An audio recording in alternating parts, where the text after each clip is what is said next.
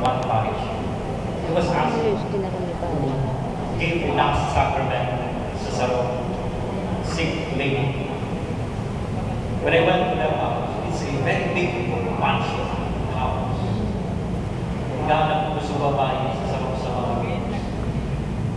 Alam nito kung sa hindi na nila si Mama nila, nagpunita sa ating big bed, big pagkat. Tumalit nila na si Mama nila.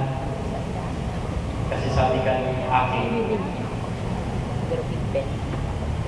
nag-aating na lang, nag-iringin na lang. So makasubok sa mga bisitang malam sa Saydana. Sosa. Mas namo ko. Ang after ini, kaganda nito sa idang malam. So mga ating sa mga nag-relate. And they were requesting, as a cemetery, they be allowed to build a mausoleum for their mother. Sa daily ko, sa mama nito, ilinaan dito sa tangkal. Oo, tinagog nito. Yan nagadana Pamusuliyo sa dito pagitungan ni Mansyo o mausoleum. Oo, dahil na tumapa ang kagana. Too late. Too late. So, Kadana. the challenge is, let us show and manifest our love for one another before it becomes too late for us to show and manifest that love. The third thing that we love here on earth is hope.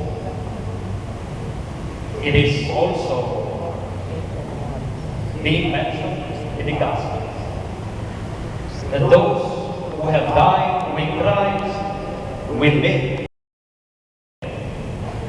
It is precisely this hope that gives us strength in facing this reality. This has been my experience. Pag nagbibisa ako, lalo-lalo na pag-iyak ko ang kadasa, the entire celebration of the Mass is turbado. Lalo-lalo na pamilya. Sige sa lang i-relate. Pagkabalik na kakahiling ka mo, naglulubisma yung hangin, naglulubisma yung ina, na nagadan sa akin niya.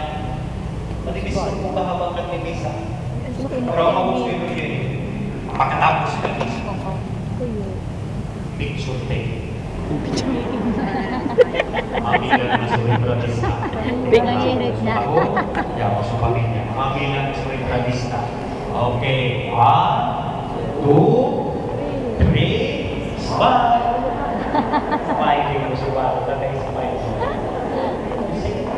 It's because of that hope that we have. Ayos ka. Pati-pati. Nasa ila dyan sa uwi ng as possible. There was this intoxicated man